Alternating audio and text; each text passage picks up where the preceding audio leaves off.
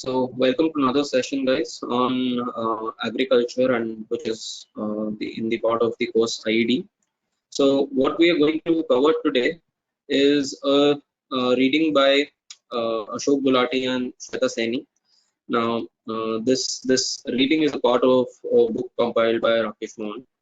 Now, what we are going to cover in this particular reading is a very comprehensive analysis of what has happened in the agrarian sector in terms of policies in the last 25 odd years. So we'll stretch it. So the analysis here is probably from 1991 till 2016-2017. We'll extend it till the year 2000, the FY 2020. And what we're going to analyze is that how the policies in the agrarian sector have only been incremental, only been marginal, rather than big bang reforms. So essentially, the reforms that we saw in 1991 and post, whenever we've seen major reforms happening, there've been a sort of a big bang reforms, in the sense wholesale reforms. You had liberalization in one go, privatization. You had globalization happening. Then you, in the more contemporary times, you have big bang reforms like the GST. Now you have another reform coming up by the name of labor reforms. Then you have the direct tax code, which is coming. So all in all, if we see the kind of reforms in the last 30 years which have transpired, uh, apart from agriculture, all other sectors have probably seen some kind of big bang reforms. Whereas in agriculture, we'll see that there have been no major reforms. It has only been a piecemeal, a kind of an ad hoc reform process that has happened. And it is because of that ad hoc process that has happened that the economy in terms of agrarian sector hasn't done as well as it could have. And if we compare it to China, we'll see that the Chinese model of the magnificent growth model that it developed from 1978, which was called the Great Leap, till the current times. The base of the entire model was changing the agrarian structure. So that kind of element of that kind of reforms were missing in the Indian economy. Now, let's see that how let's move forward on how this reading progresses. So it says that agriculture was never a part of the comprehensive agenda of reforms. As I've told you, that it was neither a part of the so-called liberalization, privatization, globalization. So whatever benefit agrarian sector got was an incidental benefit rather than a direct benefit. We'll analyze that how liberalization actually helped the liberalization and globalization actually helped the agrarian sector indirectly, rather than having focused reforms on the agrarian sector. So the overreaching trade and marketing policies have been restrictive, and we will see even in contemporary times the policy has been very restrictive, and they are anti-farmer. Now, my apologies, just a second, guys. So so the background is that in 1991, when we had the reforms, what was the background of reforms? We know that the exchange rate, the foreign exchange were abysmally low. We had only reserves left to cover for around 2 weeks of imports. Our inflation was around 10%, especially driven by food inflation as well as fuel inflation. Remember, this was also the time of Gulf Wars. Then we had very high fiscal deficit, which was somewhere around 10% of the GDP. When you combine the fiscal deficit of the center and the states, and as well as the fact that we had a huge current account deficit. So all of these factors had resulted in a crisis of sorts. And to come out of that crisis, remember, we had the IMF package, which was also called as the Washington Consensus. Now, this idea of reforms actually predate the crisis that we have. So it is not actually that after the crisis we went towards the reform. The agenda of reforms was much before that. In fact, a year before the 1991 reforms, you had Montek Singh Ahluwalia, As I've told you that this person is a iron pillar in terms of Indian policy making. Unfortunately, we couldn't get him because of COVID. But I'm sure that in the coming session we'll definitely have him on our platform. So Professor Aluwali had authored a document which was called as the M document, and actually it talked about, this is an year before the crisis, which talked about how to restructure India's industrial and trade policy. So to attribute the 1991 reforms to the IMF conditionalities would be perhaps misleading. The idea of reforms were there. Perhaps the 1991 the crisis precipitated the introduction of reforms. Then moving forward to what were the reforms, the three kind of reforms you already know, but I like to highlight the three major ones. One is the correction of exchange rate. So we moved from a fixed exchange rate to what is called as LOMS, liberalized exchange rate management system, and then to a flexible exchange rate by 1993. So the exchange rate system also evolved, and by 1994 we were a completely market float economy. Apart from the fact that this was not just the only globalization reform, there were other reforms like the FDI and FII reforms, which we have already talked about in other readings. Then in the industrial sector, we had tariff reduction, and the peak rate of tariff was somewhere around 100% when the reforms were ushered in, and it was reduced to somewhere around 30-40%. And now the peak tariff rate is 10%. So basically, you have other tariffs as well. So for exceptional cases, for example, if I go on to buy an imported car, if I wish to buy a Ferrari, then the tariff is 100%. So for exceptional goods, you have 100% tariff, 200% tariff. But in general, you have a 0% tariff, 2.5, 5%, 7.5%, and the maximum rate, which is 10%, which is for the maximum amount of goods. So that is what is called peak rate of tariff. So this peak rate of tariff right now in India is 10%. And the third major reform was delicensing of large number of firms, except for the 18 industries which were reserved for security reasons. These industries are now only five. Only five industries need licenses, which you can probably imagine as the armament industry. Then you have hazardous chemicals. You have an explosive industry, then alcohol, and then cigarettes and tobacco sector. So these are the five areas in which you still need license. However, only one area is only reserved for the public sector. So these are the five sectors where you need a license. But apart from that, one sector is specifically reserved for the public sector, which is atomic energy. In atomic energy, there's no private sector involved. Then, moving forward to the impact of 1991 reforms of exchange rate and lowering tariffs. So as I told you, there were no direct reforms for the agrarian sector.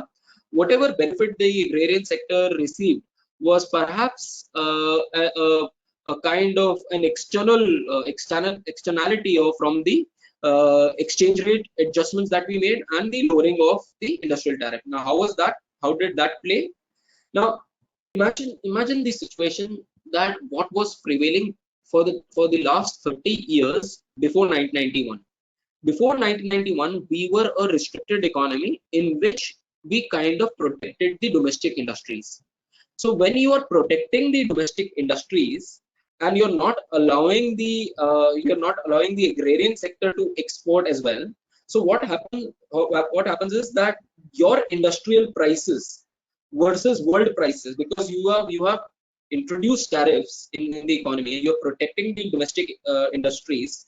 So the world prices will not be as high as your industrial prices, because of course you will have some inefficiencies. You are protecting the industries, so your industrial prices as compared to world prices will be higher. If the industrial prices are higher, that means if I have 100 rupees to invest, I know my industrial prices are as very good as compared to the world prices. That means I can gain a lot of money out of investment in the industrial sector. So the the profit investment ratio for industry as compared to the profit investment ratio for the agriculture sector, this was more. So that means for every rupee that I invest, the amount of profit that I'm going to earn from the industrial sector because of the protection that it gets will be much higher than the same 1 rupee that I invest and the profit that I will get from the agrarian sector. So in a sense, I am discriminating against the agrarian sector by protecting the industrial sector. And that is why there was a lot of resources that shifted from the agricultural sector to the industrial sector. So this industrial protection contributed first in terms of the shifting of the resources, the investment mix. But apart from that, it also led to overvalued currency. Ideally, if you had left the currency to a free flow, then you would have imported a lot of machines. You would have imported a lot of industrial goods. If your imports would have increased, what would have happened? Your currency would have depreciated. I hope you're getting the link, that you are not allowing imports. If you're not allowing your imports, that means that your rupee is not depreciating. Had it been an open import-export economy, this rupee would have depreciated. That means if the rupee has not depreciated, to give you an example, it should have been around 75, it is still around 50. So because of this 50 rupees signifies that your currency is overvalued.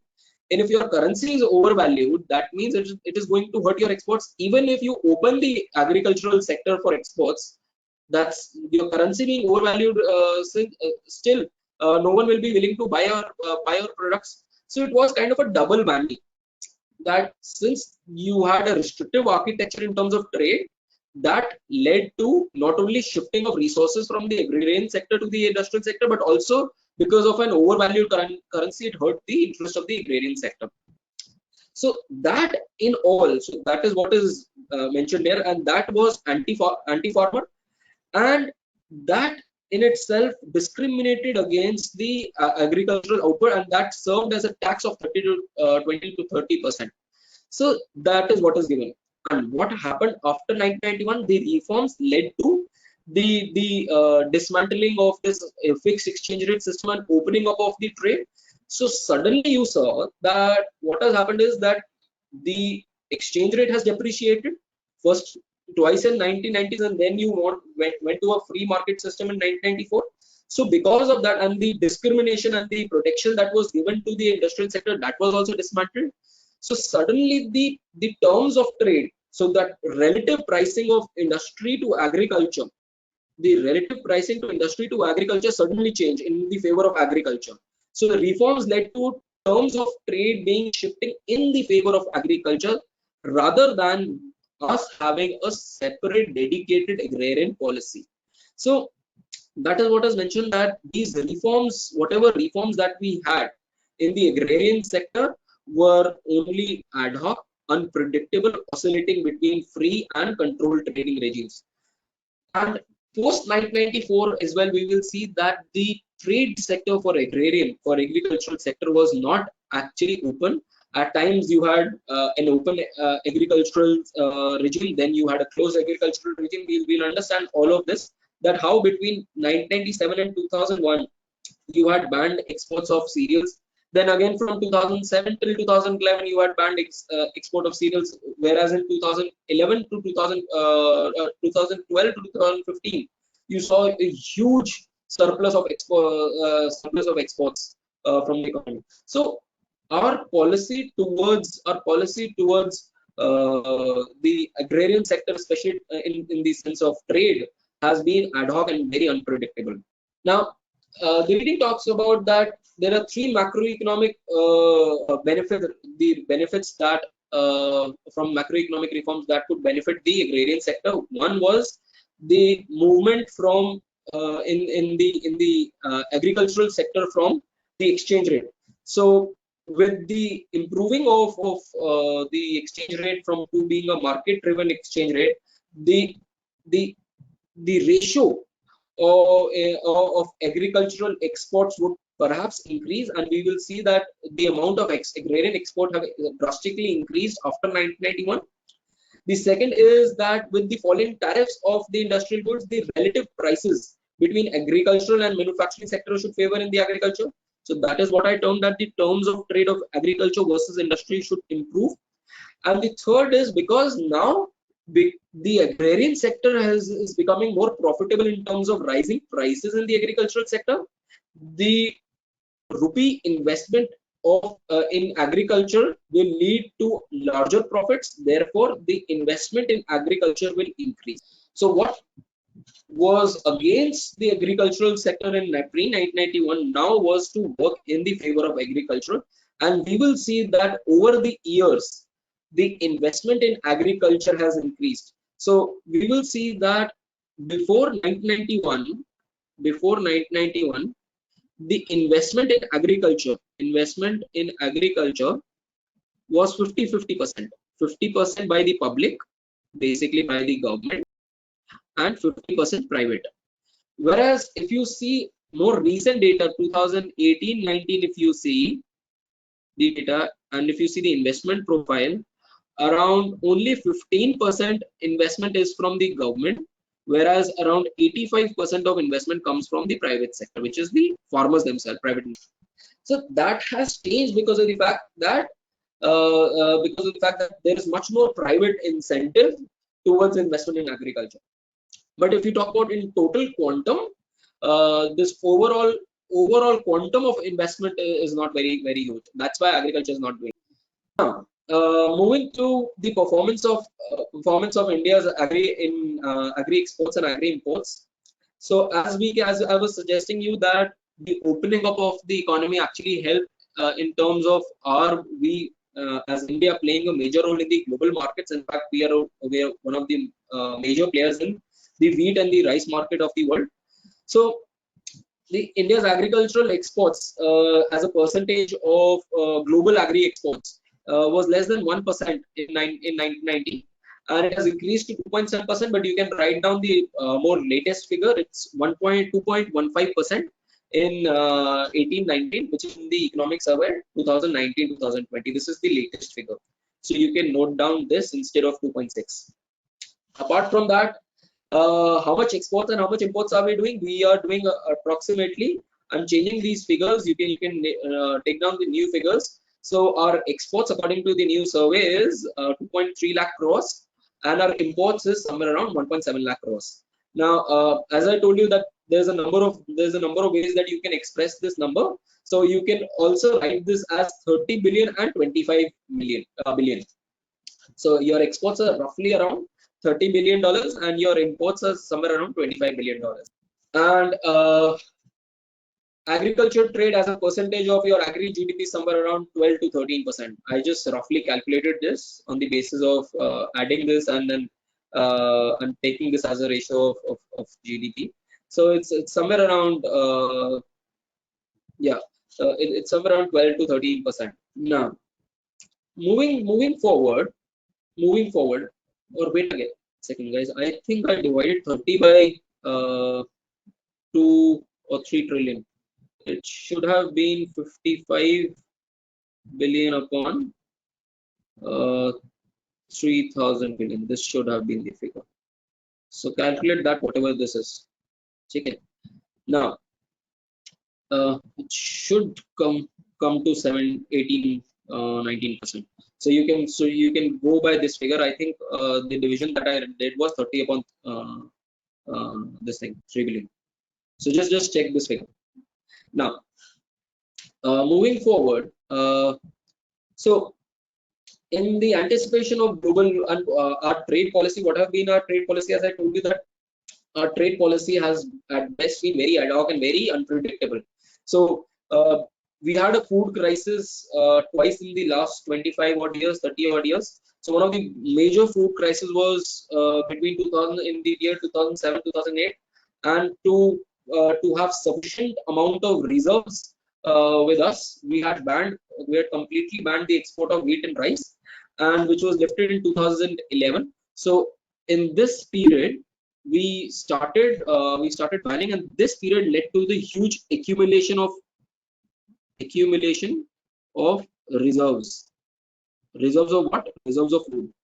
So whatever excess was in the market was being bought by FCI, and thereby we will further argue. We also argued this in the previous reading, that in the year 2013, the maximum capacity of FCI was somewhere around 32 million tons, whereas it was storing somewhere around 80 million tons. So that was the extent. So that is why we had opened the market. Now we had opened the exports and then exported a huge surplus to the world. So if you see what has happened in the in rice and wheat exports increased after 2011, from 2012 to 2014, because we had absorbed so much of food from the external, from the internal market. We had, and that food was rotting. So that's why it was a policy that we started exporting this, and about 62 million tons of cereals were exported. So essentially, if we see, all of this shows us that the trade policy towards the agrarian sector is at best, we can at best be termed as an ad hoc and a very arbitrary policy.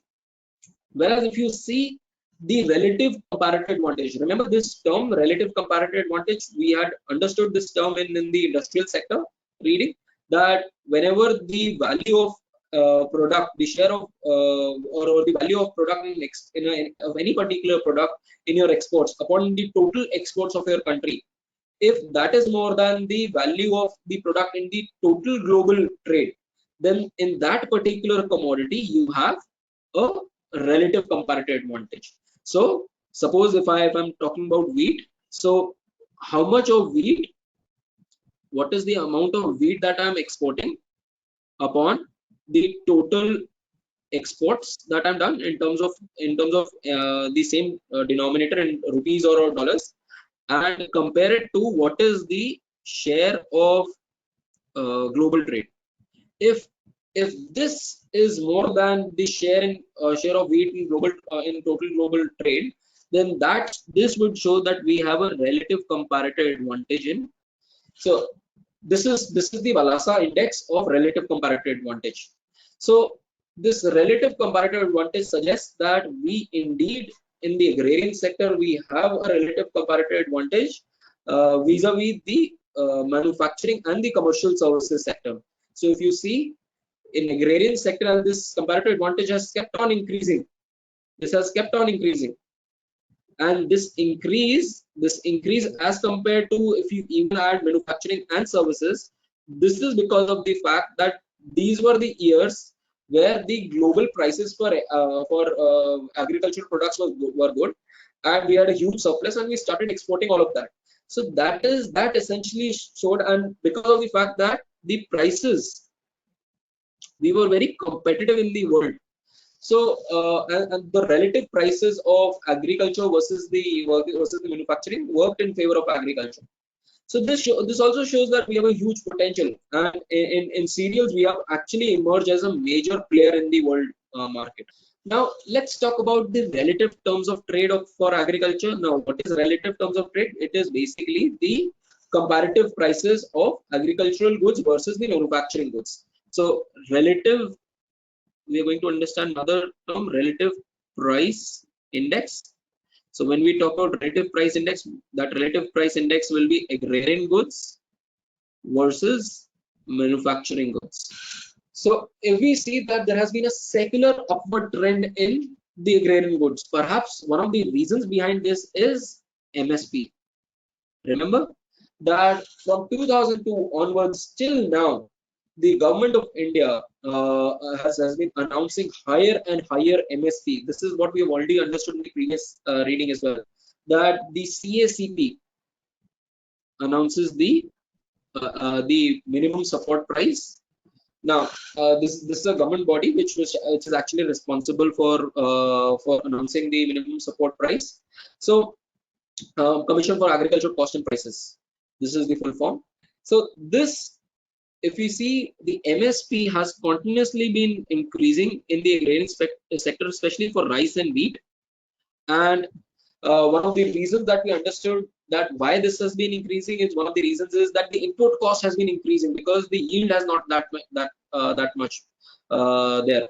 So that is why, to make it competitive for farmers to actually produce the product, as well as the fact that if you see from 2007 to 2011, in fact from mid 2005 onwards, the global prices of agricultural commodities started shooting up. There was a huge deficit, or there was huge global food crisis in 2007 2008.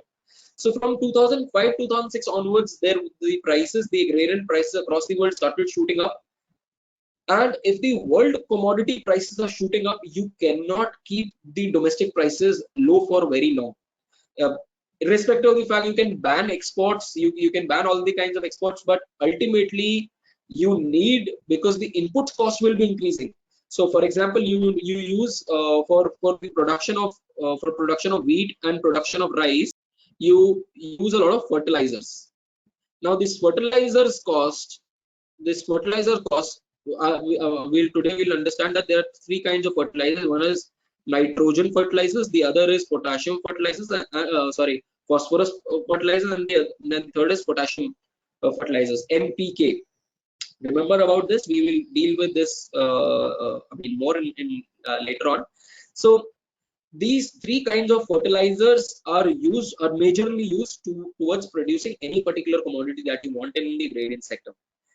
Now, nitrogen is sourced from urea, which we actually produce around 80%. We domestically produce, 20% we imported. But this potassium and phosphorus, which is used, which is very essential. These are the macros for agriculture. Just as there are macros for human body, which is carbohydrates, fat, and protein. The three major macronutrients for agriculture is NPK. Then you have other micronutrients like zinc, boron, sulfur. So these are the other micronutrients, but these are the three major macronutrients. So of these, potassium and phosphorus, especially phosphorus, we do not produce any phosphorus in the country.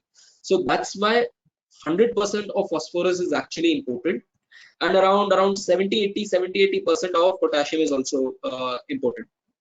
Now, sorry, it's the other way around. 100% of potassium is actually imported, and around 70-80% of phosphorus is imported. So if there is increase in global prices of the fertilizers, because these are also produced from crude oil and the entire industry. So these are also oil dependent and gas dependent industries. So if their prices increase, that means your input costs are increasing, and if your input costs are increasing, you can't keep your MSP, and your cost of cultivation is increasing. So if your cost of cultivation is increasing, you cannot ask the farmer to produce below cost. So that was one of the reasons why the global prices were also increasing, and you cannot ultimately insulate the domestic farming industry from global prices, irrespective of the fact that you wanted to isolate it by putting trade restrictions. So that is what is essentially given here, that from by 2014-2015, this index of agricultural prices versus domestic prices reached 157.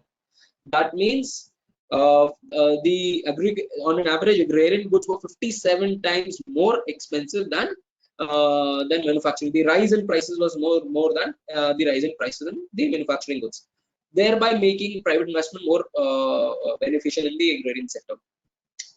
And it is because of the reasons that to reduce the gap between the domestic prices and the high global prices, and increasing the procurement price and the MSP. So that all had led to the increase in prices.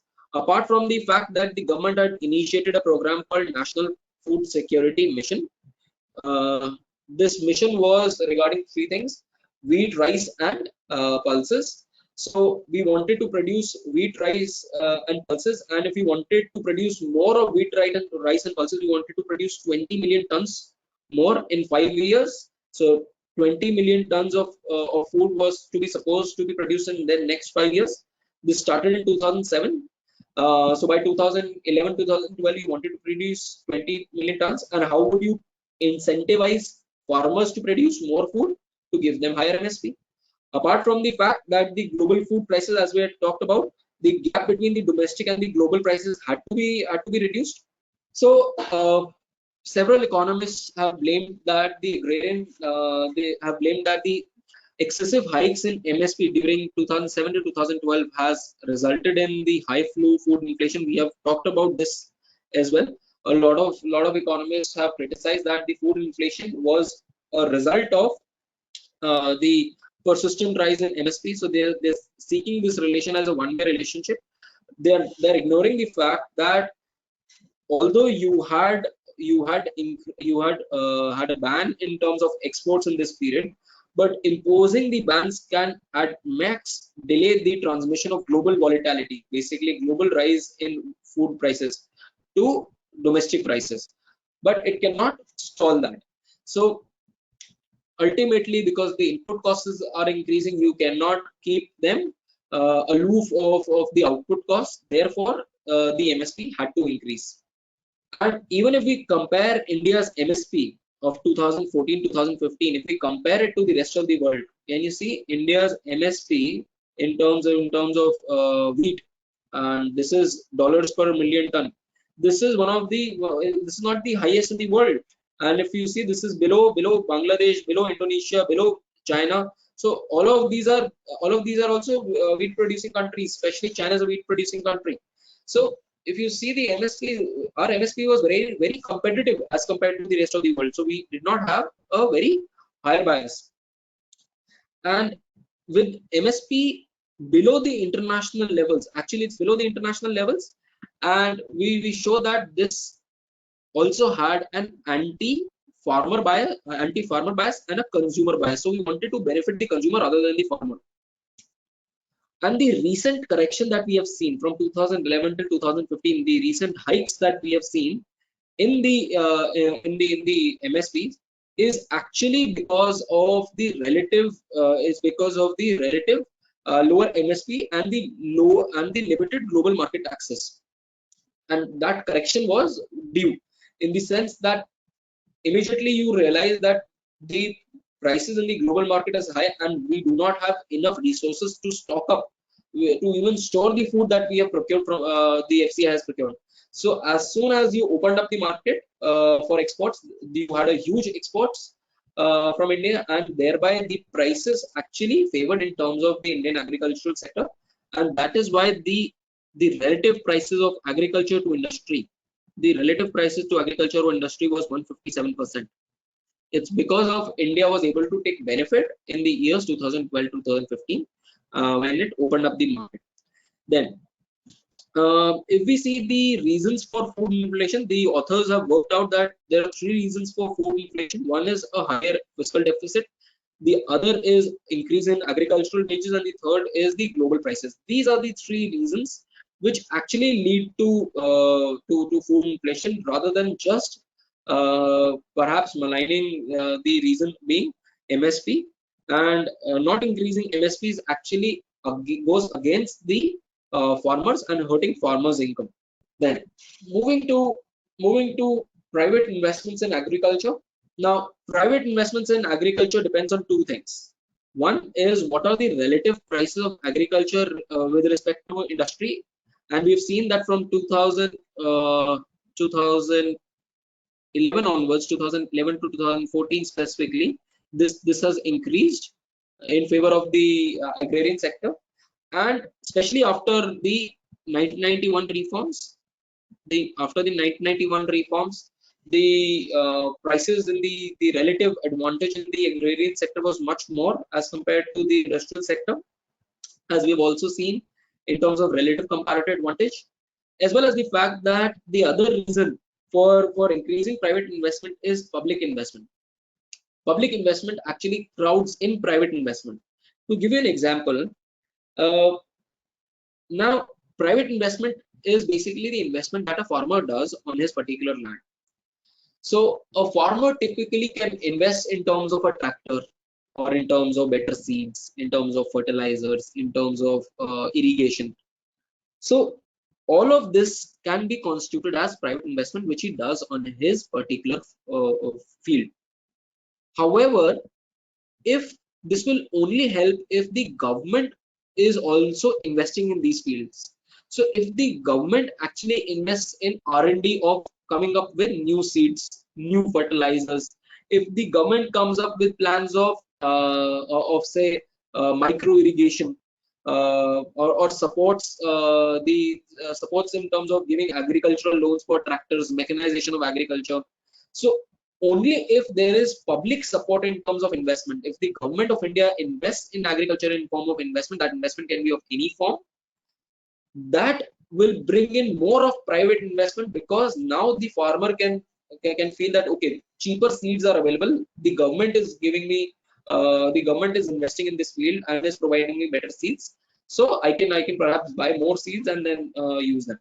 So there is a complementarity between private investment and public investment as far as the agrarian sector is there, which is called as the complementarity hypothesis.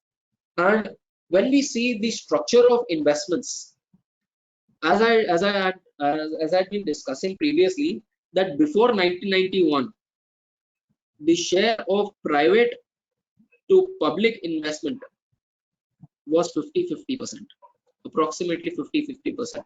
If you can see this particular line, uh, this is all your private investment, and this is your public investment. This is almost 50-50%. But if you see 2013, 2014, even if you can extend it to 2018, 19, nothing much has changed. This has changed to the fact that this is now 85% and this is just 15%.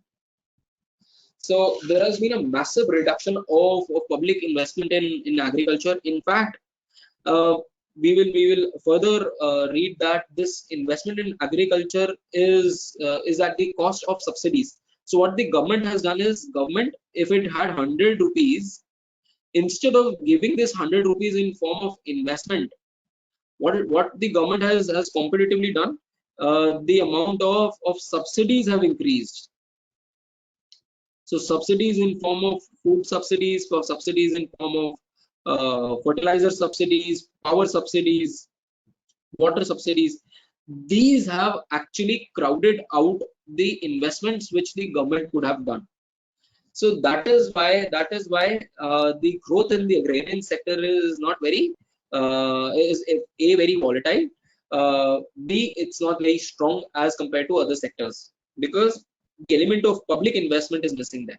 So this is the argument that we have done, and one of the arguments that we'll understand later is that the agri R&D expenditure, the expenditure that you do on research and development as a percentage of agri GDP is just 0.3%, which is it is extremely low as compared to other countries. In fact, China has double the investment, regardless of the fact that its agri GDP is much higher than us.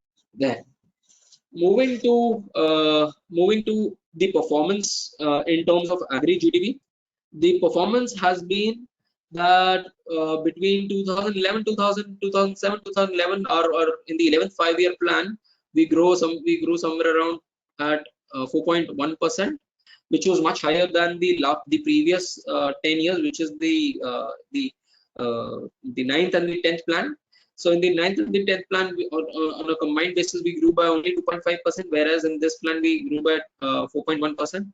In fact, in the 12th plan, our growth was somewhere around 3.3%. And what has happened is, because of the higher growth rate in this period, we have seen a massive fall in the poverty in India. Remember the Tendulkar committee report that we read in the previous semester, that there has been a massive fall in poverty in India from 37%. The headcount ratio has reduced to 22%. And one of the major reasons has been the investment in agriculture and the other programs in the agrarian sector that we have had. Apart from that, one of the major concerns is that 55%, 53 to 55% of the area is still rain-fed. That means 55% of India's agrarian land is still dependent on rain gods for its produce. Only 45% has assured irrigation. And if we see the the variations in the growth rate, there are three factors which actually impact the growth rate. One is the relative prices, the rainfall, and the technological changes that have been happening in the agrarian sector. So these are the major changes that have happened in the agri GDP in the last 25 odd years. Now, what I'm doing is I'm stopping the class here. Tomorrow, perhaps in the morning, we will have another session. I will complete this particular reading. It will not take much time. It will take hardly half an hour more, and we'll be able to complete this reading. And then day after, we can perhaps complete our other reading as well. So for now, I'm signing off, guys. We will start off from the direct reforms, and that's okay. Okay, guys. All the best. Bye bye.